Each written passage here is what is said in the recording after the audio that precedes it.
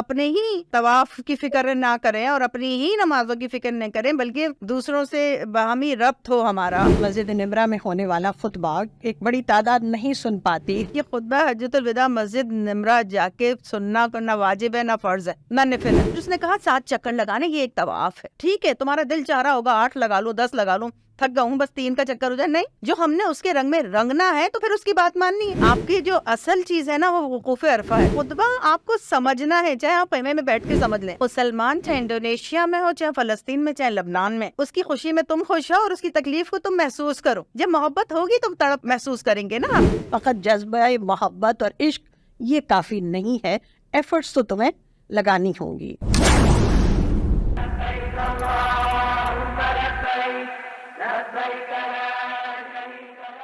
اعوذ باللہ من الشیطان الرجیم، بسم اللہ الرحمن الرحیم، رب اشرح لی صدری ویسر لی امری واحلل عقدۃ من لسانی یفقہوا قولی۔ ذی القعدہ کا مہینہ ہے اور ذی الحج کی آمد ہے، ایسے میں جبکہ حج کے قافلے سفر حج کے لیے رواں دواں ہیں، ہر مسلمان کی خواہش ہوتی ہے اور اس کا دل مچلتا ہے کہ کاش وہ بھی اس سفر حج کے قافلوں کا مسافر ہوتا۔ اس سفر حج کے حوالے سے جاننے کے لیے میرے ساتھ موجود ہیں خیر الورا صاحبہ، جو دعویٰ اسلامک یونیورسٹی برائے خواتین سے سند یافتہ ہیں اور حج کی ٹریننگ کا فریضہ انجام دیتی ہیں۔ آپ کو اس حج کی ٹریننگ کی ضرورت حجاج کی ٹریننگ کے حوالے سے کیوں محسوس ہوئی؟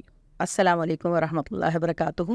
میرا شوق تھا جب میں حج کر کے آئی اور مجھے لگا کہ ہمیں حاجیوں کی ٹریننگ کے لیے کچھ کرنا چاہیے۔ آف کورس مطلب ان کی ہر پہلو پہ ہماری نظر تھی اور میرا دل تھا کہ میں بھی اس ٹریننگ کا حصہ بنوں۔ اس کے لیے حکومت کے جو ہے وہ پریفر کرتی ہے کہ سند یافتہ حج ماسٹر ٹرینر ہوں، تو اس لیے میں دعویٰ میں نے سند حاصل کی۔ اور اس کے علاوہ دیکھیں، تربیت، جہاں تک تربیت کا تعلق ہے تو تربیت تو ہمیشہ سے ہوتی آئی ہے۔ آپ صلی اللہ علیہ وسلم کا ارشاد ہے مجھ سے مناسک کے حج سیکھ لو، تو انہوں نے سکھائے۔ آپ صلی اللہ علیہ وسلم کے بعد صحابہ کرام کا بھی یہ طریقہ کار رہا کہ وہ حج سے پہلے مناسک سیکھتے تھے، اور خاص طور پہ حضرت عبداللہ بن عمر سے سیکھتے تھے جنہوں نے آپ صلی اللہ علیہ وسلم کے ساتھ حج ادا کیا۔ ہمیشہ سے ٹریننگ ہوتی آئی ہے۔ اچھا، اس ٹریننگ کے لیے نا ہوتی آئی، اور پھر اب تو آپ آج کل تو دیکھیں یوٹیوب ہے اور لوگ مختلف سینٹرز ہیں اور نجی بھی بات کر رہے ہوتے ہیں، سکھا رہے ہیں۔ اچھا، وہ مناسک تو ہم کہیں سے بھی سیکھ سکتے ہیں، مگر وہ جو حج کے اندر منافع ہے نا، منافع وہ اس لیے ہیں کہ اس کی روح کو سمجھیں کہ اس کا مقصد کیا ہے۔ ہم اللہ سے یہ سوال تو نہیں کریں گے کہ اللہ ہم کیوں کریں، اس کی حکمتوں کو تک تو پہنچیں آپ، تاکہ آپ منافع حاصل کر سکیں۔ صحیح بات، آپ نے بہت پیاری بات کہی کہ رفتہ رفتہ حج کی جو ہے وہ مناسک تو رہ گئے لیکن وہ روح سے خالی ہو گیا۔ تو یہ اس حج ہے کیا؟ یہ بچپن سے ہم جو ہیں وہ سنتے آئے ہیں اور پڑھا اور یاد کیا ہے کہ حج جو ہے وہ 5th پلر ہے اسلام کا، اور ستون ہے، اور حج فرض ہے ہر صاحب استطاعت پہ۔ یعنی صاحب استطاعت سے مراد یہ ہے کہ جو اتنا مال رکھتا ہو جو اس کے سفر خرچ میں کام آئے، اور سارا سفر خرچ برداشت کرنے کی اس کے پاس ہو، اور جو اس کی زیر کفالت یعنی جن کی ذمہ داری ہے اس کے لیے بھی چھوڑ کے جائے پیسہ، عورت کے لیے محرم کا ہونا، پھر حکومت کی اجازت ہو۔ صاحب استطاعت پہ فرض ہے، ہر ایک پہ فرض نہیں لیکن ایک صاحب استطاعت پہ فرض ہے حج، یہ تو ہم جانتے ہیں۔ لیکن حج جو ہے وہ ہے کیا؟ آپ جو ہے وہ ادھر جا رہے ہیں تو عاشق ہے جو اپنے معشوق کے در پہ پہنچ رہا ہے، اور پھر حج جو ہے نا وہ دراصل اللہ تعالیٰ آپ کو عاشقی کے مظاہر اور اس کے رولز اینڈ ریگولیشن بھی سکھا رہا ہے کہ آپ کو ہونا کیسا ہے۔ حج کا ہر مناسک اپنے اندر بہت ساری چیزیں لیے ہوئے، ظاہرے اور مناظر تو سب کو نظر آتے ہی ہیں کہ پورا کا پورا حج، لیکن آپ نے ابھی جو یہ بات رکھی کہ مناسک جو ہے جو رولز اور ریگولیشن کا درجہ رکھتے ہیں، تو مناسک کی بھی ادائیگی بھی الحمدللہ سب منظر پہ آتی ہے، لیکن اس کے پیچھے اس کی حکمت یا مقصد، اس کو اگر ہم تدریج سے لے لیں، ترتیب سے لے لیں کہ کس طرح ہم ان سب چیزوں کو سمجھ سکیں گے کہ ہم اس کی روح کو پا سکیں، اس کے مقصد کو جان سکیں، تو سب سے پہلے ہم حقیقت حج جہاں ہم نے جانی ہے وہاں یہ کہ ہم سب سے پہلے احرام کے حوالے سے کہ احرام کیا ہے۔ اچھا، یوں بھی کہہ سکتے ہیں احرام حاجی کا ڈریس کوڈ ہے اللہ کے حضور حاضری کے لیے۔ پھر اللہ تعالیٰ نے بتایا جب تم میرے پاس حاضر ہوگے نا تو محمود بھی نہیں ہوگا، کوئی محمود نہیں ہے، کوئی ایاز نہیں ہے، سب ایک ہیں، کوئی بادشاہ نہیں ہے، کوئی فقیر نہیں ہے۔ کوئی بزنس مین نہیں, کوئی ٹیچر نہیں, کوئی کچھ نہیں, کسی کا کوئی سمبل ہی نہیں نظر آئے گا آپ کو احرام میں.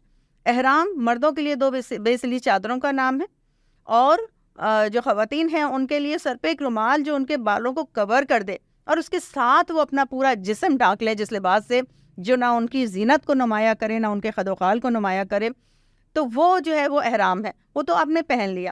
اب اس کے بعد جو ترانہ پڑھ کے آپ کچھ چیزوں آپ نے احرام کو باندھ لیا, یعنی اب آپ کے پاس کچھ شرائط ہیں جو اللہ تعالیٰ نے آپ کو لاگو کر دی. یہ دراصل ساری چیزیں وہ مینر سکھا رہے کہ جب تم اللہ کے دربار میں حاضر ہوگے تو کس طرح حاضر ہو. اب تم اپنے آپ کو چھوڑ دو, اب تم نہیں رہے ہو, اب تم حاجی ہو گئے ہو, اب تم اللہ کے مہمان ہو گئے ہو.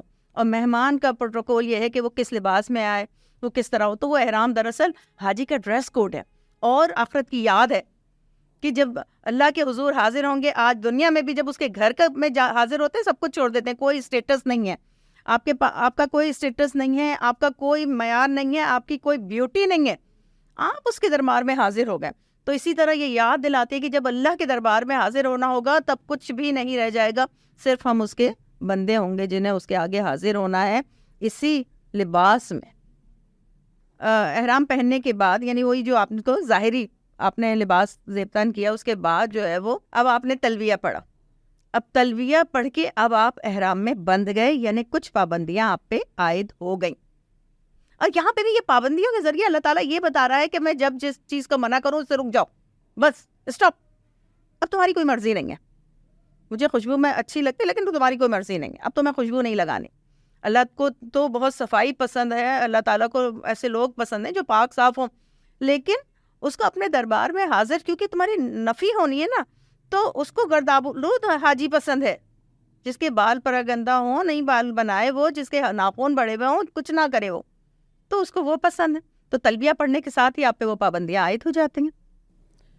صحیح. اچھا, یہ تلبیہ یعنی لبیک اللہم لبیک لبیک لا شریک لک لبیک ان الحمد والنعمت لک والملک لا شریک لک, یہ تلبیہ ہے کیا اور ہمیں کیا سکھاتا ہے؟ تلبیہ یوں تو حاجی کا ترانہ ہے, جس کو حاجی کو اس وقت ہی نہیں پڑھنا جب وہ احرام پہن لیا, بلکہ اس کے سوتے اٹھتے بیٹھتے لیٹتے اس کو ہر طور پہ تلبیہ پڑھنا, یہ حاجی کا ترانہ ہے. اور ان کے الفاظ کے معنی پر غور کریں تو اللہ کی کبریائی کا اعلان اور تمام شرک کی نفی, اس کی نعمتوں کا اعتراف اور اللہ کی حاکمیت کا اعلان, یعنی ہم اپنے آپ کو کلی ہم نے سرنڈر کر دیا اللہ کے آگے, اور اس کی کبریائی کے اعلان کے لیے ہی تو جا رہے ہیں. اب ہم کچھ نہیں ہیں, اللہ ہم حاضر ہو رہے ہیں, اللہ ہم حاضر ہیں, یعنی ہم نے اپنے آپ کو سرنڈر کر دیا. اور پھر ہم اس کے بعد طواف کے لیے جائیں گے. صحیح. یہ احرام اور یہ اللہ کے حضور نیت کرنے کے بعد ہم طواف کے لیے روانہ ہوتے ہیں. تو بظاہر تو یہ 7 چکر ایک طواف, لیکن اصل میں اس کے پیچھے کیا مقصد ہے اس کا؟ اللہ تعالیٰ کی حکمتیں دیکھیے, اس کے لیے بھی اس نے ایک ہی وقت میں سب حاجیوں کو کرنا کیا ہے, جو چکر لگا رہے ہیں اسے یہ نہیں کہا بس چکر لگاتے رہو. اللہ تعالیٰ نے یہ مقرر کر دیا کہ طواف کسی بھی صورت کر, چاہے عمرے کا طواف ہو یا طواف ودا ہو, طواف زیارہ ہو یا نفلی طواف ہو, چکر تم نے بس 7 لگانے. شروع تم نے استلام, یعنی یہ بتائیے مینرز, ایتھکس, اللہ تعالیٰ یہاں پہ یہ سب کچھ سکھاتا چلا جا رہا ہے کہ تمہیں حکم میرا ہی ماننا ہے. ٹھیک ہے, تمہارا دل چاہ رہا ہوگا 8 لگا لوں 10 لگا لوں, تھک گا ہوں بس 3 کا چکر ہو جائے, نہیں, بات میری ہی ماننی ہے. یہ عاشقی کا اصول ہے اور یہ محبت کی انتہا ہے, محبت کی معراج ہے. جو ہم نے اس کے رنگ میں رنگنا ہے تو پھر اس کی بات ماننی ہے. تو پھر اس نے کہا 7 چکر لگانے, یہ ایک طواف ہے, اور طواف کے بعد 2 نفل شکرانے کے پڑھ لو کہ اللہ تعالیٰ نے توفیق دی, یہ پورا طواف مکمل ہو گیا. صحیح. بہت پیاری بات آپ نے کہی کہ طواف, اور اس طواف کے ساتھ ہی جو اگلا ہمارا سلسلہ سعی کے حوالے سے شروع ہوتا ہے, اور سعی بھی اسی طرح طواف کی طرح 7 چکر کا نام ہے صفا و مروہ کے درمیان. اور یہاں سے ہمیں یہ جو بات آتی ہے ویمن امپاورمنٹ کی, وہ بھی ہمارے سامنے اس کا جو مظاہرہ منظر پہ آتا ہے, تو اس کی بھی ایک لازوال ایک داستان حضرت ہاجرہ کے عنوان سے جو منظر پہ آتی ہے, ذرا اس کی بھی کچھ ہو جائے. حکمتیں, اللہ تعالیٰ کی حکمتیں. دراصل اللہ تعالیٰ کو حضرت ابراہیم اور ان کے خاندان کی ہر ادا میں ایک محبت, ایک عاجزی اور ایک مٹ جانا اور توکل نظر آیا. اسی طرح حضرت جو بی بی ہاجرہ تھیں ان کی جو سعی تھی وہ توکل کو ظاہر کرتی ہے. دیکھیں بی بی ہاجرہ نے چکر جو لگائے نا وہ صفا سے مروہ، مروہ سے صفا، پھر صفا سے مروہ، یعنی ان کے چکر یہ بات کر رہے تھے کہ ملے گا تو اسی در سے ملے گا، مجھے کہیں اور سے نہیں ملے گا. اور پھر دیکھیے اس کے پیچھے حضرت بی بی ہاجرہ کا پورا آپ توکل اللہ اور اللہ پہ بھروسہ اور یقین، اور یہ کہ کس طرح حضرت ابراہیم جب انہیں چھوڑ کے جا رہے تھے بے آب و گیا وادی میں ایک چھوٹے سے بچے کے ساتھ، ایک تھوڑا سا پانی، اور وہ کہتے مجھے کس کے سہارے چھوڑ کے جا رہے ہیں. تو حضرت ابراہیم نے کوئی جواب نہیں دیا. تو نبی کی بیوی سمجھ گئی کہ اشارہ کہاں ہے، اشاروں کو سمجھی اور پھر جواب دیکھیں کتنا پیارا کہ اگر اللہ کی مرضی ہے تو اللہ مجھے ضائع نہیں کرے گا. اور اس کے لیے انہوں نے جو صحیح کی نا اس میں بھی انہیں یقین یہی تھا کہ اللہ مجھے ضائع نہیں کرے گا. اور اس کے ساتھ یہ بتایا کہ اللہ تعالیٰ جو چاہتا، اللہ عورت کی صحیح کو بھی اگر وہ اللہ کی رضا میں راضی ہے نا تو اس کی صحیح کو بھی وہ رد نہیں کرتا، بلکہ رہتی دنیا تک جن قدموں پہ حضرت ہاجرہ دوڑیں اسی قدموں پہ مردوں کو دوڑا دیا. کچھ تھوڑا سا حصہ ہے جس میں مردوں کو تیز دوڑنے کا حکم ہے لیکن خواتین کو نہیں ہے. تمہارے حصے کا تو بی بی ہاجرہ نے کام کر لیا. تو مطلب یہ کہ وہاں پہ اللہ تعالیٰ نے یہی نہیں کہ مردوں کے حضرت ابراہیم کا اسوہ پہ ہی صرف چلے، بلکہ حضرت اسماعیل کا اسوہ، ہاجرہ کا اسوہ، یہ سب پہ اللہ تعالیٰ نے کروایا. اور پھر وہ یاد دلاتا ہے کہ اتنی اللہ کی رضا میں راضی رہنے والی جو بی بی تھی ان کو اللہ تعالیٰ نے اولاد کیسی عطا کی، حضرت اسماعیل جیسی اولاد. تو وہاں پہ خود بخود اپنی اولاد کے لیے، امت مسلمہ کے لیے، نوجوانوں کے لیے دل سے دعائیں نکل رہی ہوتی ہیں کہ اللہ تعالیٰ ہمیں بھی، ہمارے امت کے نوجوانوں کو بھی حضرت اسماعیل جیسا جذبہ عطا فرمائے. صحیح، بہت جزاک اللہ. میں بخاری میں بھی خیر الورا میں نے پڑھا کہ اس میں باقاعدہ جب یہ واقعہ درج ہے کہ اللہ ہمیں ضائع نہیں کرے گا، اور اس کے ساتھ ان کا یہ جملہ بھی ہے کہ رضیت باللہ رب، میں اللہ کے فیصلے پر راضی ہو گئی. تو حضرت ہاجرہ کا یہ فیصلے پر راضی ہونا اور اللہ کا قیامت تک کے لیے اس سعی کو دین اسلام کی کوششیں کے حوالے سے ایک نتیجہ خیز بنا دینا کہ اللہ کی رضا کے لیے ہر کام کرنا، اور اس کے ساتھ ساتھ اس کے لیے ایفرٹس کو لازم قرار دے دیا. کوششیں لازمی ہیں، کوشش کے بغیر فقط ارادہ، فقط خواہش، فقط جذبہ محبت اور عشق یہ کافی نہیں ہے. ایفرٹس تو تمہیں لگانی ہوں گی، لگاؤ گے تو نتیجے میں اس کے فوراً بعد جو زمزم کا بہہ جانا اور مادی اعتبار سے پیاس کا بجھ جانا وہ بھی ہوگا، اور جو مقاصد جن مقصد کے تحت وہ ایفرٹس کی جائیں گی اس کا نتیجہ لازماً نکل کر رہے گا. پھر ہم زمزم دیکھتے ہیں اور زمزم کے بعد پیتے ہیں، اور اس کے بعد سعی، اور سعی کے ساتھ ہی جو ہے وہ حلق اور قصر ہے. یہ حلق اور قصر کیا ہے؟ اچھا دیکھیں، حلق اور قصر میں نے آپ کو، حلق یعنی سر کو منڈانا، اور قصر یعنی اپنے سر کے چوتھائی بال ایک انگل میں لپیٹ کے اور اسے کٹ کرنا. یہ حلق اور قصر دراصل سمبل ہے کہ اب ہم احرام سے آزاد ہو گئے. اور پہلے بھی ایسا ہوتا تھا کہ غلام جب اپنی غلامی سے آزاد ہوتے تھے تو اپنے سر کے بال منڈا دیتے تھے. اب سب طرح سے کہ غلامی سے آزاد ہے. اور ایک طرح سے یہ بھی دیکھ لیجیے نا کہ اس میں یہ حکمت ہے کہ ہم اپنی بیوٹی کی کوئی فکر نہیں کرتے. جب اللہ نے حکم کر جو دے دیا وہ کر دیا. ہم اپنی بیوٹی کو بھی قربان کر دیں گے دین کی راہ میں، اللہ کے احکامات کو بجا لانے کے لیے، اس دین کی راہ پہ چلنے کے لیے. بیوٹی کیا ہے، بال کیا، بیٹی بال ہے نا، بال بیوٹی ہے، تو اس کے لیے ہم وہ بھی قربان کرنے کو تیار ہیں. وہاں پہ احرام پہنا تھا تو برانڈس ختم، اپنی ساری چیزیں جو انسان لباس اور سنگار یہ سب کچھ ہے وہ سب ختم. اب کچھ نہیں ہے، اب صرف میں ہوں اور اللہ ہے، اور اللہ نے مجھے حکم دیا کہ احرام میں ایسے نکلو، میں ایسے نکل گیا. تو یہ اچھا مجھے ایسا بھی لگ رہا تھا نا کہ ہم لوگ، ہو سکتا ہے آپ کو یہ سمجھ آ رہی ہے کہ بات ہم حج کی کر رہے ہیں، عمرے میں گئے ہم. تو بات یہ ہے کہ جب یہاں سے پاکستانی حاجی جاتے ہیں نا، زیادہ تر حج تمتع کرتے ہیں، اور حج تمتع میں پہلے عمرہ ہے اور اس کے بعد احرام اتار دیا، اور پھر باقیہ جتنے دن رہنا، اور اس کے بعد جب حج کا سیزن شروع ہوگا تو پھر حج شروع ہو جائے گا. جی، اس کی تیاری کے حوالے سے، یعنی یہ جو ہم نے فمن فرض فیہن الحج فلا رفث ولا فسوق ولا جدال فی الحج، کہ جو حج کا ارادہ کر لے پھر رفث بے حیائی نہ کرے، کوئی کسی قسم کے گناہ کا کام نہ ہو، اور ہرگز جو ہے وہ جھگڑا اور جدل بھی نہ کرے کسی قسم کا. یعنی گویا حج جو ہے وہ اخلاقی اعتبار سے بھی ایک پوری تربیت کا ایک جو ہے وہ سسٹم، ایک نظام دیتا ہے. تو اس حوالے سے منا کی وادی میں جو امہ ایونٹ قرار پائی، اس میں کیا ہمیں کس چیز کا درس ملتا ہے؟ ہاں بالکل. دیکھیں نا وہ والی آیت آ گئی نا, اس سے پہلے تم تیاری کر کے آؤ گے کہ تم نے جھگڑا نہیں کرنا ہے, تم نے یہ ساری پریکٹس نا حج سے پہلے کی ہے. وہ جو حج سے پہلے کی تیاریاں ہوتی ہے نا, ہم سمجھتے ہیں حج سے پہلے کی تیاری کیا ہے, کپڑے بنا لیے اور راشن ڈال دیا, اور یہ بے شک یہ سارے کام بھی ہونے, وہی اسباب تو ہونے ہیں, لیکن یہ والی تیاری بھی ہے کہ اپنے اخلاق کو پہلے درست کرتے ہوئے جاؤ. اب جو مینا میں آؤ گے نا, اب مینا کیا ہے, مینا عرفات سے پہلے آپ کی تیاری ہے, آپ کی شخصیت کی اوور ہالنگ ہے کہ آپ کے اخلاق کیسے ہونے چاہیے. اور یہاں پہ اللہ تعالیٰ نے کہا مینا ایک جگہ ہے, مینا جہاں پہ سب کو پہلے جمع ہونا ہے, ہر حاجی کو. اب لاکھوں کی تعداد میں حاجی آ رہے ہیں اور ایک ایک کیمپ میں سینکڑوں ہیں, اب جگہ بہت تھوڑی ہے. اب یہاں پہ اخلاق دیکھیے نا پھر کس طرح پوری شخصیت کی آپ کی اوور ہالنگ ہو رہی ہے. وہاں پہ آپ نے اپنے گھر میں آرتھو میں سو رہے تھے, اسپرنگ پہ سو رہے تھے, فوم پہ سو رہے تھے, جیسے بھی تھا اسی طرح وہاں سے نکلے, پھر ہوٹل آئے, تھوڑا سا ریلیکس کیا. اب آپ تو ادھر آ گئے مینا. اچھا مینا کے آنے سے پہلے بھی یہ دیکھیں اللہ تعالیٰ نے مینا میں بلایا نا, اب آپ کی مرضی کو ہٹا دیا. آپ جو ہیں ادھر حرم میں 1,00,000 نمازوں کا ثواب تھا آپ کو, اللہ تعالیٰ نے کہا مینا آنا ہے. وہاں تو دل چاہ رہا تھا, ہم حرم تھا, اللہ کے گھر کو دیکھ رہے تھے, طواف کر رہے تھے, مزے آ رہے تھے, مگر اللہ تعالیٰ نے کہا نہیں تم نے تو مینا آنا ہے. اچھا بس ختم اپنی مرضی, اللہ نے کہہ دیا مینا تو ہم نے مینا آ جانا ہے.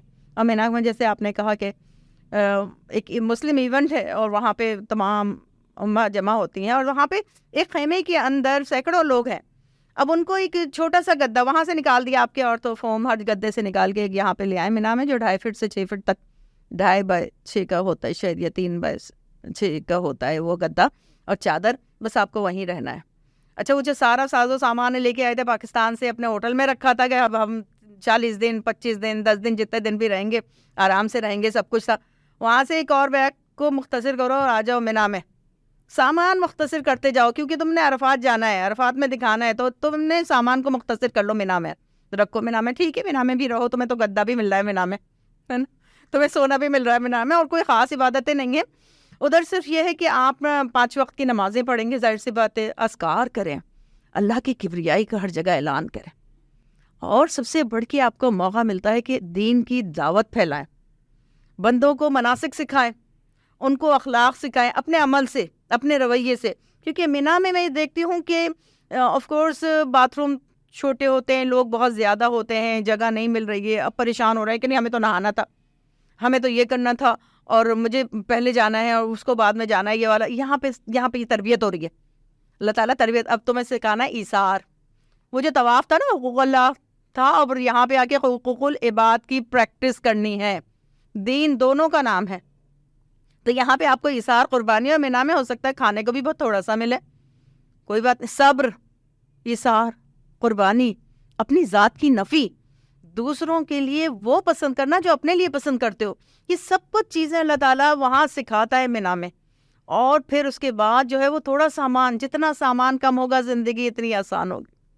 یہ سبق لیں نا مینا سے, یہ فائدے ہیں, یہ حکمتیں ہیں. بہت پیاری بات آپ نے. انفرادی حوالے سے تو بہت کچھ جو ہے وہ اخلاقی بہت سارے پہلو, اور میں تو یہ سوچ رہی تھی کہ یہ بھی ایک بہت بڑی بات ہے کہ دنیا تو آج گلوبل ولیج بنی ہے نا, لیکن نبی کریم صلی اللہ علیہ وسلم 1450 سال پہلے, اور بلکہ اس سے پہلے حضرت ابراہیم علیہ السلام کو اللہ نے جب حکم دیا کہ تم پوری دنیا کے انسانوں کو, مسلمانوں کو, انسانوں کو اللہ کے لیے اذن عام دے دو, بلاؤ اللہ کے گھر کی طرف, تو جب وہ بلایا یعنی پوری دنیا کا ایک بہت بڑا یہ پہلو نظر آتا ہے کہ تمام افراد کا کنیکشن, کہ آپس میں وہ کیسے کنیکٹ ہوں گے. تو یہ اس لحاظ سے بہت بڑا ایک عالمگیر ایک اجتماع ہے, ایک امہ ایونٹ ہے کہ سب کا یکجا ہونا اور سب کا ایک دوسرے کی حالات سے باخبری حاصل کرنا, اور حالات سے باخبری بھی ہو, پیغامات بھی ہوں, اور اس کے ساتھ ساتھ ایک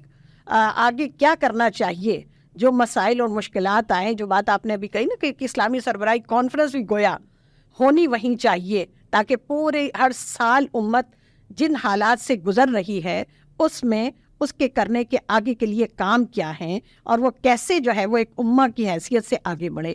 تو یہ بھی ایک بہت بڑا پہلو جو مینا کے حوالے سے. اور پھر اس کے بعد عرفات کا میدان.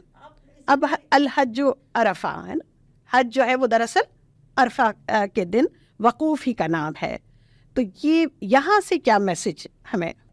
تو مینا جو ہے نا وہ دراصل تیاری ہے عرفات کی. کہ تم نے ابھی ایک بہت بڑے مقصد یعنی حج عرفہ جو ہے وہ بڑا دن ہے، اور عرفہ میں جو عرفات کا قیام ہے وہی دراصل حج ہے، اور اس کی اتنی اہمیت ہے کہ آپ وقوف عرفہ یعنی بس عرفہ میں اگر 5 منٹ آپ نے گزار بھی لیے نا تو آپ کا حج تو ہو گیا. احرام پہن کے آپ اس جگہ چلے گئے، اور دراصل احرام پہن کے جب اس جگہ جاتے ہیں تو اس کا مطلب ہے وہ یاد کرتے ہیں کہ اللہ کے حضور بھی یہی میدان حشر بنے گا، ہمیں ایسے ہی حاضر ہونا ہوگا. اور اگر حشر کا میدان یاد کر لیں تو پھر دعاؤں کی تڑپ اور مغفرت کی طلب اور وہ پھر سب کے لیے فکر، یہ ساری چیزیں پیدا ہوتی چلی جاتی ہیں. اور پھر یہ دیکھیے آپ کے عرفات کے میں وقوف کی تو اتنی اہمیت ہے کہ سعودی گورنمنٹ جو بیمار بھی ہو جاتے ہیں، حج کرنے آئے ہیں اور بیمار ہو گئے، تو ہیلی کاپٹر سے ان کو وقوف کراتے ہیں اور پھر لے جاتے ہیں. تو عرفات کی اہمیت تو بہت ہے اور اس میں منافع بہت ہیں. سب سے بڑا منافع تو یہ ہے کہ اللہ تعالیٰ اس دن مغفرت کر دیتا ہے، جو بھی حاجی جو ادھر پہنچ گیا اس کی مغفرت کر دیتا ہے، حج کو قبول کر لیتا ہے. شیطان اپنے بالوں میں مٹی ڈالتا ہے، اور اس سے سب سے زیادہ ذلیل و خوار اس دن ہوتا ہے، کیونکہ اتنا بڑی تعداد میں لوگ جہنم کی آگ سے نجات پا رہے ہیں. اچھا، اس کے منافع حاصل کرنے ہیں نا اس عرفہ کے، دیکھیں پہنچ گئے، حج ہو گیا، لیکن اللہ تعالیٰ نے بلایا ہے کہ تم زوال سے مغرب تک آؤ گے، ہے نا، آگے. اب وہاں پہ دل چاہ رہا ہے، عرفات کا میدان ہے، حشر کا میدان ہے، یہاں نمازیں پڑھ کے بخشوائیں. نہیں، اللہ تعالیٰ کہنے نہیں، ضرورت نہیں ہے، ظہر اور عصر پڑھ لو، چاہو تو قصر پڑھ لو، بس بات کی دعا مانگتے رہو. سب سے پہلے تو جب ہم عرفات میں جا رہے ہیں تو اللہ کی کبریائی، اس کی حاکمیت کا اعلان کریں، چوتھا کلمہ کثرت سے پڑھیں، تیسرے کلمے کا ورد رکھے ہیں، پھر تمام شرک سے نفی سورہ اخلاص کے ذریعے ہوتی ہے، آپ وہ پڑھ لیجئے. فرض تو ہمارے 3 ہی ہیں نا، احرام اور وقوف عرفہ اور پھر طواف زیارت، اور باقی واجب ہے، اور واجب کو بھی کرنے کا اہتمام کرو، یعنی کانشیس رہو ان واجب کو کس طرح تمہیں کرنا ہے، اس کے لیے تم بہت زیادہ کانشیس رہو. اور پھر اس کے لیے دیکھیں وقوف عرفہ یعنی فرض جیسا جو ہے فرض وہ بھی آپ کے وقوف سے ہو گیا پورا، لیکن مینرز تو ہے نا کہ اب جب در پہ آئے ہو، میدان وہ حشر کا ہے ہوگا، یہیں پہ قائم اتنے سارے مسلمان یہاں موجود ہیں، پریکٹس کیجیے.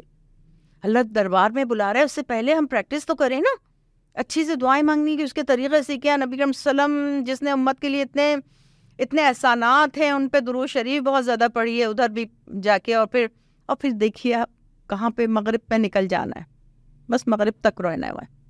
یعنی دیکھا جائے تو مانگنے کے لیے بہت مختصر ٹائم، لیکن فائدے اس میں بہت سارے ہیں، ثمرات اس سے جتنے چاہیں سمیٹ لیں. اچھا، جہاں خیرالورہ آپ بات رکھ رہی تھی نا کہ دعاؤں کی آداب اور شرائط کی بات، نا بہت اچھی بات یہ بھی لگتی ہے کہ آداب و شرائط بھی جان کر جائیں، اور اس کے ساتھ ساتھ دعائیں صرف اپنے ہی لیے نہیں، نہ اپنے گھر والے، اپنا ملک، اپنا اور پوری ملت اسلامیہ اور پوری دنیا کے لیے دعائیں جو ہے وہ وہاں اس کے لیے مطلب ایک مخصوص خالی نہ ہو، بلکہ پوری جو ہے وہ بڑی سطح پہ ہم دعاؤں کی کثرت رکھیں نا. کیونکہ اللہ کے نبی صلی اللہ علیہ وسلم نے وہاں یہ بات بھی رکھی کہ حاجی جو دعا کرتا ہے، جو اپنے لیے مغفرت کی دعا کرتا ہے، اس کی تو اللہ بخشش کرتا ہی ہے، اس کے ساتھ جس کے لیے دعائیں مغفرت کرتا ہے اللہ ان کو بھی بخش دیتا ہے. تو وہ بخشش کی دعائیں بھی اور حالات کے سدھار کی دعائیں بھی، یہ بھی میدان عرفات کے لیے بڑی اہمیت کے حامل ہیں کہ ہم اس عنوان سے بھی، کس لیے کہ اللہ اس دن جہنم کی آگ سے اپنے بندوں کی بڑی تعداد کو جو ہے وہ کثرت سے اس دن آزاد کر دیتا ہے. بالکل امینہ، مجھے ایسا لگتا ہے کہ جیسے ہمیں دعاؤں کے لیے نا کبھی انفرادی دعا بھی کرنی ہے، وہ تو ہمیں سکھایا گیا ہے کہ ہم تھک جائیں تو آ جائیں خیمے میں، پھر چلے جائیں باہر کھڑے ہو کے دعا مانگیں اللہ سے گر گرا کے، ہاتھ کو بلند کر کے. اور اس کے علاوہ مجھے ایسا لگتا ہے کہ ہمیں اجتماعی دعائیں بھی کرنی چاہیے، لوگوں کو جمع کر لیں. بہت معصوم سے بھی بہت لوگ ہوتے ہیں، انہیں سمجھ نہیں آ رہی ہوتی ہے، تھک گئے ہوتے ہیں، اور بہت سارے لوگوں کو ایسے نا صبح ہی لا کے ان کے لیے بہت بڑا وقت ہو جاتا ہے، انہیں پتہ ہی نہیں چلتا کہ زوال سے تو شروع ہوا ہے. اسی لیے ٹریننگ کی بڑی اہمیت ہے، اسی لیے انہیں یہ سکھانا صرف مناسک نہیں کہ آپ کا ٹائم کب سے شروع ہو رہا ہے، کب ختم ہو رہا ہے، کب آپ نے کیا کرنا ہے. اب وہ تھک گئے، اب آرام کریں، انہیں پتہ ہی نہیں. تو آپ انفرادی طور پہ بھی وہاں پہ دعوت کا کام بھی ہو سکتا ہے، لوگوں کو سیکھنے سکھانے کا بھی کام ہو سکتا ہے، اور لوگوں کو مجتمع کرنے کے لیے ان کو دعاؤں کی اہمیت کو بتانے کا کام بہت ہے، جو ہم مینا میں بھی کر سکتے ہیں. دین کا کام، اور اسوہ ابراہیم یہ جو پکار تھی نا ان کی حج کے لیے اور سب کچھ، یہ دراصل دین کے کام کے لیے ہی تو پکارنا تھا کہ اللہ کی رضا کس میں ہے، یہی تو بتانا تھا. تو یہ اللہ کی رضا ہے. تو عرفات کے میدان میں کام کی جہتیں بہت ہیں. جی صحیح، یہ بات بھی ہے. اور مجھے تو یہ بھی لگتا ہے کہ جہاں میدان عرفات کی بات آتی ہے وہاں نبی صلی اللہ علیہ وسلم کے خطبہ حجۃ الوداع بھی یاد آتا ہے. بے شک وہاں پہ مسجد نمرہ میں ہونے والا خطبہ ایک بڑی تعداد نہیں سن پاتی، کوشش کرتے ہیں ساری اپنی سی ہوتی ہیں، لیکن ہم کم از کم خطبہ حجۃ الوداع یہاں سے پڑھ کر بھی جائیں تاکہ وہاں میدان عرفات میں نبی کریم صلی اللہ علیہ وسلم کا یہ جو میسج ہے پورا کا پورا، جو ایک ورلڈ آرڈر کی حیثیت ہمارے لیے رکھتا ہے، وہ اس کا بھی ایک اعادہ ہو جائے. ایک عہد کی تجدید کا دن بھی ہے کہ کیسے ہمیں اپنے اس عہد کو پورا کرنا ہے جو اللہ نے ہمارے سپرد کیا ہے، جس کا ہم نے اس سے وعدہ کیا تھا. اور یہ میدان عرفات تو در حقیقت خیر الورا جب اللہ نے ساری انسانوں کو جمع کیا، یہ وہ جگہ ہے کہ جو اس وقت بھی جو عہد لیا تھا، جو ہمارے لاشعور میں ہے، ہمیں یاد بھی نہیں ہے، وہ عہد بھی اسی جگہ لیا گیا نا. تو یہ اس عنوان سے بھی بہت اہم جگہ ہے کہ یہاں سے ہم وہ عہد اور پیمان جو اللہ سے کیے ان کی حوالے سے جو آج تک کرتے چلے آئے، ہم اس پر بھی غور و فکر کرنے والے ہوں. پھر یہاں سے جو ہے وہ ہم نکلتے تو کیا مغرب سے پہلے یا اس میں بھی کچھ؟ ہاں نہیں دیکھیں، اس سے پہلے مجھے یہ بات سمجھ آ رہی، میں آپ کی بات سے ہی بات نکلی جب آپ نے خطبہ حجۃ الوداع کا ذکر کیا آخری خطبے کا، تو آپ نے بہت اچھی بات یہ یاد دلائی ہے امینا کہ دیکھیے خطبہ حجۃ الوداع آپ پڑھ کے جائیے اور وہاں کتاب کی شکل میں لے کے چلی جائیے. اب تو ایپ ہے جس میں بھی آپ سن سکتے ہیں، مگر بے شک جو پہنچ سکتا ہے وہاں پہنچے. مگر یہ بات بھی ہمیں ٹریننگ میں لوگوں کو یہ بتانی ہوتی ہے کہ خطبہ حجۃ الوداع مسجد نمرہ جا کے سننا کرنا واجب ہے، نہ فرض ہے نہ نفل ہے.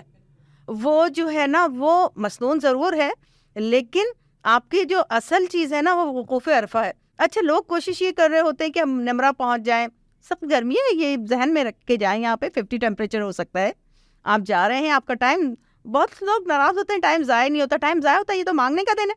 تو ہمیں یہ بھی سمجھانا ہے کہ یہ خطبہ آپ کو سمجھنا ہے، چاہے آپ خیمے میں بیٹھ کے سمجھ لیں، اور پھر یہ عمل کا نام ہے. یہاں پہ اللہ تعالیٰ بلا رہا ہے، دراصل حجت تمام کر رہا ہے کہ میں نے تو تمہیں یہاں بلا کے بھی ہدایتیں دے دی.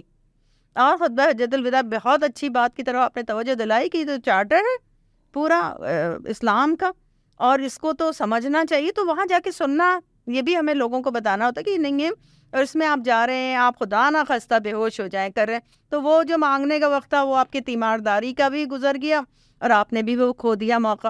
اور اس کے ساتھ ہی بس مغرب کے وقت جو ہے وہ آپ کو وہاں سے نکلنا ہے. صحیح. بلکہ یہ بھی ہے کہ میدان عرفات ہی میں اللہ کے نبی صلی اللہ علیہ وسلم نے جو پہلا اور آخری یہ جو حج کیا، اس وقت یہ اسلام کی جو آپ نے بات بالکل آغاز میں رکھی نا کہ 5واں رکن ہے، 5واں اسلام کا، اور یہ جو میجر رکن وقوف عرفہ ہم ادا کرتے ہیں. تو یہاں پہ آ کر ہمیں یہ بھی پتہ چلتا ہے کہ رسول اللہ صلی اللہ علیہ وسلم پر جو وحی نازل ہوئی کہ الیوم اکملت لکم دینکم واتممت علیکم نعمتی ورضیت لکم الاسلام دینا، کہ آج میں نے تم پر تمہارا دین مکمل کیا اور نعمت اسلام کی تکمیل کی اور اسلام کو بحیثیت دین کے تمہارے لیے پسند کر لیا. تو گویا اسلام کا یہ 5واں رکن میجر رکن یہ میجر اسلام کا رکن ادا ہونے کے بعد پورے اسلام کی عمارت کی تکمیل ہے. تو یہ میدان عرفات کے بہت سارے میسیجز ہیں ہمارے پاس اور بہت سارے عہد و پیما ہیں جو تجدید کا یہ دن ہے. بہت بہت اچھی بات آپ نے رکھی امینا. اور اس کے ساتھ ہی میں یہ بھی بتاؤں کہ آپ نے یہ بہت اچھی بات رکھی. اور پھر دیکھیں وہ جو مغرب کی وقت ہوتے ہی نکلنے کا جو ہے نا وہ بھی ایک مینرز ہے، وہ بھی ذات کی نفی ہے. یعنی کہ مغرب تو اول وقت پڑھنی ہے، مگر اللہ نے کہا مغرب میں نکل جاؤ عرفات سے، اور نکلنا ہے نا، اور وہاں سے نکل کے ہمیں مزدلفہ جانا ہے. یعنی ایک فوج ہے جس کو اللہ تعالیٰ ایک جگہ سے دوسری جگہ، ایک دوسری جگہ سے تیسری جگہ، اور بالکل ان کو پابندی وقت سکھا رہا ہے، ان کو ساری چیزیں سکھا رہا ہے اللہ تعالیٰ. اب فوج کو کوچ کا حکم ہو گیا، مغرب ہو گئی. بھائی ہونا تو یہ چاہیے اور عام زندگی میں یہ ہونا چاہیے. مغرب تو ہم ہمیشہ اول وقت پڑھتے ہیں اور فوراً پڑھنی ہے، مگر پڑھ کس کے لیے رہے ہیں؟ رب کے لیے. اور رب کیا حکم دے رہا ہے؟ یہاں نہیں پڑھنی ہے، مزدلفہ میں پڑھنی ہے. اور یہاں کیا سیکھ رہا ہے؟ اس سے کیا سیکھتا ہے انسان؟ اگر یہ صرف مناسک ہے تو بھائی یہاں نہیں پڑھنی اور وہاں چلے جائیں گے اور یہ سب کچھ، لیکن اس سے سیکھ یہ رہا ہے اطاعت، کہ رب جب جس چیز کا حکم دے تو تمہیں وہ حکم ماننا ہے، پریفر وہ کرو. تمہیں اس کو پریفریشن دینی ہے جو کہ رب کہہ رہا ہے، تمہیں کسی اور چیز کو نہیں دینا ہے. ترجیح اول رب ہے. تو مغرب کی نماز آپ نے پڑھنی ہے رب کے لیے، رب کہہ رہا ہے یعنی پڑھو مزدلفہ میں پڑھو، اور وہ بھی مزدلفہ میں چاہے 12 بجے پہنچو، چاہے 1 بجے پہنچو، چاہے 10 بجے پہنچو، پڑھنی جائے عشاء کے ساتھ مل کے پڑھو، مغرب عشاء ملا کر پڑھنی ہے. اور مزدلفہ کا بھی منظر کیا خوب ہے نا، کہ اللہ کے نبی صلی اللہ علیہ وسلم نے یعنی یہاں صرف قیام کیا ہے اور اس میں کوئی تہجد تک ادا نہیں کیا. حالانکہ عام دنوں میں نبی کریم صلی اللہ علیہ وسلم تہجد کی ادائیگی پر کتنا توجہ دینے والے اور دلانے والے تھے، لیکن یہاں جو ہے وہ تہجد بھی نہیں ہے، صرف حکم یہ ہے کہ بس آرام کرنا ہے، کہ جو تھکے ہارے آئے ہو بس صرف یہاں آرام کرنا، اور پھر صبح فجر کے اہتمام کے ساتھ ہی جو ہے وہ آگے کا سفر. بالکل. دیکھیے یہ جو ہے نا سب کہتے ہیں حج مشقت ہے، مشقت تو بے شک ہے مگر اس میں آسانی ہے، یعنی ہر تنگی کے ساتھ آسانی ہے. عرفات کا ایک وقت آپ نے گرمی میں بہت پیک کا ٹائم گزارا، تھک گئے، مزدلفہ پہنچے، اور عرفات سے مزدلفہ پہنچنا بھی ایک تھکن والا کام ہے. اللہ تعالیٰ نے کہا کہ ادھر کچھ کام نہیں ہے، بس مغرب عشاء پڑھو، مغرب عشاء وہاں پڑھنی ہے، ملا کے پڑھ لو.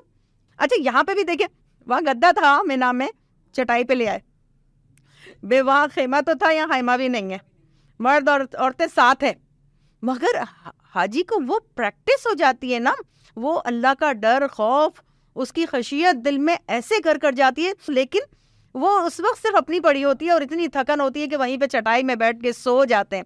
اور نبی کریم صلی اللہ علیہ وسلم نے سو کے اس لیے بتایا کہ میری امت مشقت میں نہیں پڑے. اگر میں نے تہجد پڑھ لی تو وہی تہجد پڑھنے کے لیے راضی ہوں گے، کیونکہ ایک شوق ہوتا ہے نا سنتوں پہ عمل کریں، ایسا حج کریں جو کسی غلطی سے پاک ہو. تو یہ بس کچھ نہیں، اچھا اٹھے تہجد نہیں پڑھو، کنکریاں چن لو، کنکریاں چن لو، کائے کے لیے؟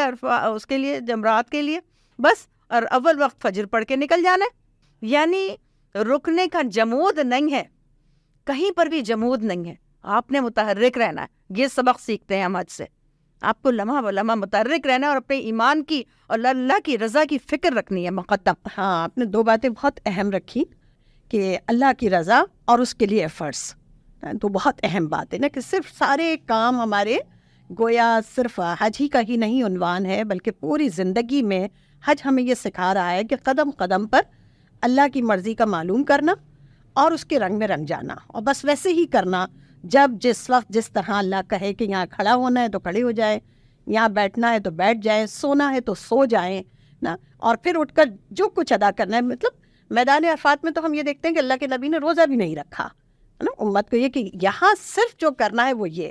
تو یہاں قدم قدم پر جیسے مزدلفہ میں صرف قیام ہے اور کچھ کوئی اور عبادت نہیں ہے، اور وہی عبادت ہے، یعنی اللہ کی مرضی کے مطابق عمل کرنا ہی اصل میں عبادت ہے. اصل روح جو ہے وہ اللہ کی مرضی، اللہ کی رضا، اور دوسری چیز جو ہے وہ ایفرٹس ہیں، کہ فقط رضا اور چاہت نہیں بلکہ اس کے لیے جو کوششیں ہیں وہ ایک مستقل بنیادوں پر ہوں. تو یہ بہت پیاری بات. پھر مزدلفہ میں آپ نے کنکریاں چن لی، کنکریاں چننے کے بعد اب کیا کریں گے؟ اب ہم جمرات چلے گئے، جمرات میں جائیں. اچھا یہاں سے بھی اب لوگ کنفیوز ہو جاتے ہیں، ہم نے تو مینا جانا تھا، آپ مینا بھی جا سکتے ہیں. وہ جو آپ کو سامان تھا نا جو آپ نے مینا میں رکھا تھا اس کو اور مختصر کر کے آپ عرفات میں آئے، اور عرفات میں اتنا ہلکا سامان ہو کہ وہ لے کے آپ، اور جتنا سامان ہلکا ہوگا سفر آسان ہوگا، بجائے اس کے مینا کے خیمے میں جائیں ڈائریکٹ بھی جمرات جا سکتے ہیں. پہلے ہوتے تھے ٹائمنگ ہوتے تھے. لیکن خیر اللہ، ہاں یہ بات بھی ہے کہ انتظامی حوالے سے جو سعودی گورنمنٹ کے جو بھی اصولز ہوں گے ہم اس کو اوبے کریں گے. جو جمرات پہ جا کے ہم کنکریاں مارتے ہیں، یعنی جس جگہ شیطان نے حضرت ابراہیم کو ورغلایا تھا، یہ کیا کر رہے ہو، یہ مت کرو، اس سے نقصان ہوگا، ورغلا ہی سکتا ہے بس، اور تو کچھ نہیں کر سکتا، ہاتھ بھی نہیں پکڑ سکتا ہے، وہ صرف ورغلاتا ہے، امیدیں آرزوؤں میں اٹھاتا ہے، امیدیں دلاتا ہے، سارے کام اس کے یہی ہیں، اور اس نے وہاں پہ یہ کام کیا، حضرت ابراہیم نے اسے دھتکار دیا. تو یہاں پہ وہ جگہ کو سمبل بنا لیا، وہاں سرکل ہے، اور وہاں پہ کہا ہے کہ آپ بھی شاید کنکریاں مارے.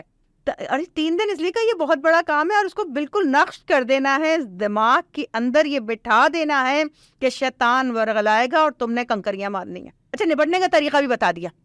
وہاں جو ہم ایک طریقہ بتایا نا، وہاں پہ کنکر مارے، صرف کنکر نہیں مارنا بلکہ سیدھے ہاتھ سے بسم اللہ اللہ اکبر، اللہ کی کبریائی کا اعلان. یعنی وہ کام جس میں اللہ کی رضا نہیں ہے اس کو ختم کر کے شیطان کتنا ہی خوش آئند کیوں نہ بنائے، آپ نے اس کو کنکر مار دینا ہے، بسم اللہ اللہ اکبر کا، اللہ کی کبریائی کا اعلان کرنا ہے، اور نتیجے میں وہ آپ سے دور ہو جائے گا. مطلب نا، اور یہ بات بھی بڑی اہم لگتی ہے کہ یہ جو بار بار کنکریوں کا ایک پریکٹس جو کرائی جا رہی ہے کہ جو اللہ کے نبی صلی اللہ علیہ وسلم کی حدیث ہے نا, مجھے تو بس وہ یاد آتی ہے کہ جس میں ہے کہ شیطان تمہارے جسم میں تمہارے رگوں میں خون کی طرح دوڑ رہا ہے. تو ہر نفس کے ساتھ جو شیطان لگا ہوا ہے, جو نظر نہیں آتا اور قدم قدم پر ہمیں اللہ کی رضا سے دور لے جانا چاہتا ہے, اللہ کی نافرمانی کروانا چاہتا ہے, ہمیں گویا چوکنا رہنا ہے. تو ہم نے اسے رد کر دیا. اب ہم رد کر کے مینا اپنے پہنچے ہیں اور پھر ادھر قربانی ہوگی.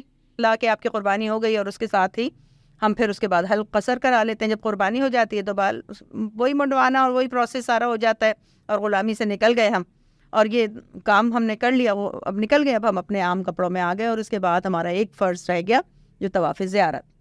اچھا, طواف زیارت بہت اہم ہے امینہ. مجھے لگتا ہے کہ اس کو بھی ہمیں لوگوں کو بہت زیادہ بتانا ہے. دیکھیں طواف زیارت جو ہے نا, اس کا وقت جو ہے وہ آپ کا 10 تاریخ سے شروع ہو کے 10, 11 اور 12 کی عصر تک ہے, اور آپ اس کو اپنے عام کپڑوں میں کریں گے کیونکہ آپ نکل گئے قربانی کے بعد, آپ کے پورا حج ہو گیا, اور آپ کے تمام پابندیاں ختم ہو گئی سوائے ایک پابندی کے, یعنی میاں بیوی کے ازدواجی تعلقات قائم نہیں ہوں گے جب تک کہ طواف زیارت نہیں ہوگا. حج مکمل نہیں ہوگا جب تک کہ طواف زیارت نہیں ہوگا. اچھا, میاں بیوی کے تعلقات ہی بحال نہیں ہونے, بلکہ اگر کوئی کنوارا گیا اس کا نکاح نہیں ہوگا, اگر طواف زیارت رہ گیا نا تو پھر اس کو دوبارہ آنا ہے.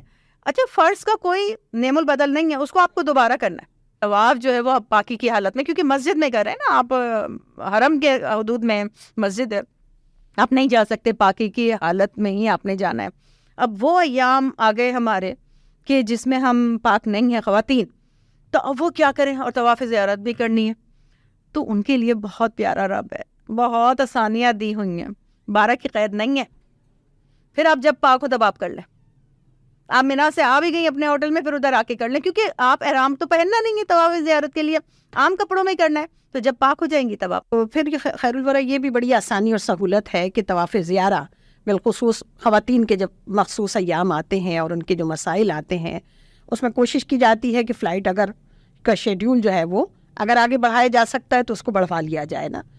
لیکن اگر ایسا ہوتا ہے کہ شیڈیول کسی صورت نہیں بڑھ سکتا اور جو گروپ ہے اس کی واپسی کا سفر ہے, یا یہ ہے کہ مدینے کی طرف گروپ جو کی روانگی ہے, تو ایسی شکل میں خواتین جو ہے وہ کیا کریں. تو ایسی خواتین کے لیے یہ بھی بڑی اچھی اور آسانی اور سہولت ہے کہ وہ وضو کریں, اپنا صاف لباس تبدیل کریں, اور اس کے بعد فاصلے سے کنارے کنارے جو ہے وہ طواف زیارہ کر لیں, نہ چاروں ناچار مطلب ادا کر لیں.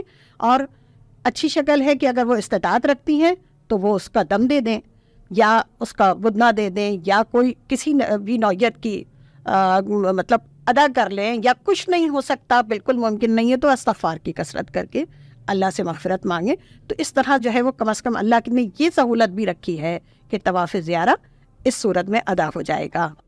اور یہ بھی اللہ کی کتنا بڑا کرم ہے خواتین کے حوالے سے ہی, اور یہ کہ اگر ایسی خاتون جنہوں نے طواف زیارت اس صورت میں کیا ہے, تو پھر طواف وداع جو کہ واجب ہے, اگر اس کو چھوٹیں گے تو دم لازم ہے, لیکن اس عورت سے ساقط ہو جاتا ہے, اس کا طواف وداع ہی, طواف زیارت ہی اس کا طواف وداع بن جاتا ہے. ہاں امینہ, شکر الحمدللہ, طواف وداع, طواف زیارت ہو گیا, ہمارے ارکان پورے ہو گئے, اور پھر اس کے بعد نا ہمارا طواف وداع جو ایک آخری واجب ہے کہ آپ نے طواف کرتے ہوئے جانا, یعنی مکہ چھوڑنے سے پہلے ایک طواف اور کرنا ہے.